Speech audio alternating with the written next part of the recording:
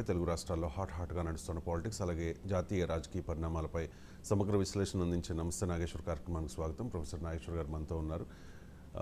నాగేశ్వర్ గారి విశ్లేషణ చూసే ముందు వాళ్ళ ప్రధాన వార్తల్ని చూద్దాం. పార్లమెంట్లో నీట్ రగడ పరీక్షలో అక్రమాలపై వెంటనే చర్చించాలని విపక్షాలు డిమాండ్ చేశాయి. అంగీకరించలేదు స్పీకర్ అండ్ చైర్మన్. ఉభయ సభలు పలుమార్లు వాయిదా పడిన వార్తను చూడొచ్చు. ఇక అజిత్ వర్గం ఎమ్మెల్యేలు తిరిగి పవార్ గూటికి వెళతారా అనే వార్తను చూస్తూ ఉన్నాం.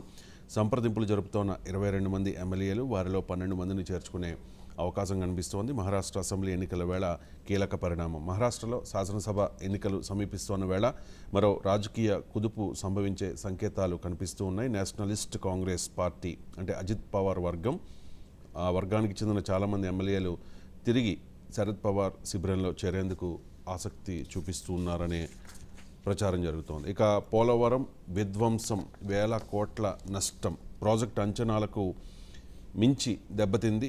ఆ నిర్మాణాలను చూస్తే ఏడుపు వచ్చింది అంటూ చంద్రబాబు నాయుడు కమెంట్ చేశారు. జగన్ వల్లే పోలవరం సర్వనాశనమైంది. కేంద్ర జల సంఘము చేతులెత్తేసింది. కేంద్ర సాయం, అంతర్జాతీయ నిపుణుల సూచనలతో ముందుకెడతాం. ముఖ్యమంత్రి చంద్రబాబు నాయుడు వెల్లడి. పోలవరంపై శ్వేతపత్రం విడుదల. జాతికి జగన్ ద్రోహం చేశారు అంటూ ఉన్నారు చంద్రబాబు నాయుడు. పోలవరాన్ని గోదావరిలో ముంచేశారు. 5 ఏళ్ల వినాశనం ఎంతో ప్రజలకు తెలియాలి. రాష్ట్రం ఎంత వెనక్కి వెళ్ళిందో వారికి అర్థం కావాలి. అందుకే శ్వేతపత్రాలని విడుదల చేస్తూ ఉన్నామంటూ కామెంట్ చేశారు. సో పోలవరం విషయంలో ఈ ప్రభుత్వం విడుదల చేసిన శ్వేతపత్రంపై వైసీపీ నాయకులు కూడా రియాక్ట్ అవుతూ ఉన్నారు. గోదాట్లో ముంచేసి తెల్ల మొహం వేస్తూ ఉన్నారు అంటూ ఈ వార్తను మనం సాక్షిలో చూడొచ్చు. పోలవరంపై శ్వేతపత్రం పేరుతో చేతులు ఎత్తేసిన ముఖ్యమంత్రి చంద్రబాబు తన చారిత్రక తప్పిదాలతో జరిగిన విధ్వంసాన్ని వైఎస్ జగన్పై నెట్టే యత్నం అంటూ బాబు తప్పిదాలే శాపం, టీడీపీ హయాంలోనే వ్యూహాత్మక తప్పిదాలు జరిగాయంటూ మాజీ మంత్రి అంబటి ధ్వజమెత్తారు. అన్ని అనుమతులు తీసుకొచ్చింది డాక్టర్ వైఎస్ రాజశేఖర్ రెడ్డే. కేంద్రం పూర్తి చేయాల్సిన ప్రాజెక్టును బాబు ఎందుకు తీసుకున్నారు అంటూ అంబటి క్వశ్చన్ చేస్తూ ఉన్నారు. ఒక ముఖ్యమంత్రికి 986 మంది భద్రత కావాలా అంటూ ప్రస్తుత ముఖ్యమంత్రి, మాజీ ముఖ్యమంత్రి జగన్మోహన్ రెడ్డి భద్రతపై క్వశ్చన్ చేస్తూ ఉన్నారు. రాజకీయ నాయకుల భద్రతపై సమీక్షిస్తామంటూ కూడా క్లారిటీ ఇచ్చే ప్రయత్నం చేశారు. అండ్ ఒకవైపు శాఖల సమీక్షలు, మరోవైపు ప్రజల సమస్యలు వింటూ డిప్యూటీ సీఎం పవన్ కళ్యాణ్ చాలా బిజీగా ఉన్నారు. నేరుగా విజ్ఞప్తుల్ని స్వీకరిస్తూ ఉన్నారు. ఇవాళ కొండగట్టు ఆంజనేయ స్వామిని దర్శించుకోవడానికి ఆంధ్రప్రదేశ్ డిప్యూటీ సీఎం హోదాలో పవన్ కళ్యాణ్ వెళుతూ ఉన్నారు. ఇక ఫలితాలు చూసి అన్నీ వదిలేసి హిమాలయాలకు పారిపోదామనిపించింది, 40% ఓట్లు వచ్చాయని ఆగిపోయా అంటూ వైసీపీ నాయకులతో జగన్ మాట్లాడారన్న వార్తని ఈనాడు హైలైట్ చేస్తోంది.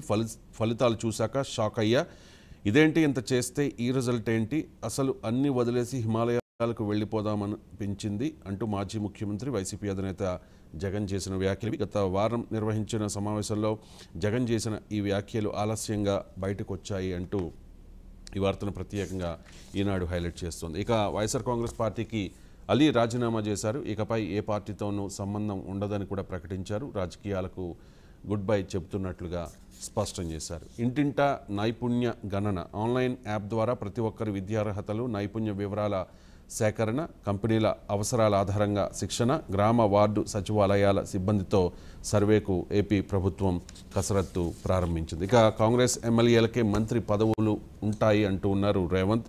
పార్టీ బీ ఫామ్పై గెలిచిన వారికే ఓటు, ఫిరాయింపుదారులకు పదవులు ఉండవు. ఢిల్లీలో మీడియాతో చిట్చాట్లో సీఎం రేవంత్ రెడ్డి క్లారిటీ ఇచ్చారు. వచ్చే నెల తొలి వారంలో మంత్రివర్గ విస్తరణ ఉంటుంది. అలాగే పీసీసీ అధ్యక్షుడి నియామకం కూడా ఉంటుందని స్పష్టం చేశారు.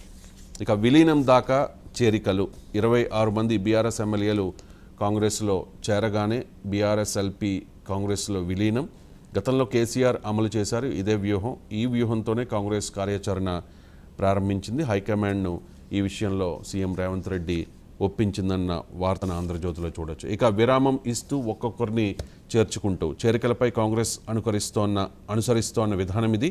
జూలైలో మరికొందరు ఎమ్మెల్యేలు అధికార పార్టీ గూటికి వచ్చేవారిని అడ్డుకోవద్దని సీనియర్లకు అధిష్టానం ఇప్పటికే స్పష్టం చేసింది. ఇక 6 నూరవ్వకుండా వలసల అడ్డుకట్టపై బీఆర్ఎస్ అధిష్టానం ఫోకస్ చేసింది. ఒకరు పోతే 10 మందిని తీర్చిదిద్దుకుందాం, పార్టీ మారిన నాయకుల గురించి ఆలోచించొద్దు, రెట్టించిన ఉత్సాహంతో పనిచేద్దామని శ్రేణులకు బీఆర్ఎస్ అధినేత మాజీ ముఖ్యమంత్రి కేసీఆర్ భరోసా ఇచ్చే ప్రయత్నం చేశారు. ఇవి ప్రధాన వార్తలు. చిన్న బ్రేక్ తీసుకుందాం. బ్రేక్ తర్వాత ప్రొఫెసర్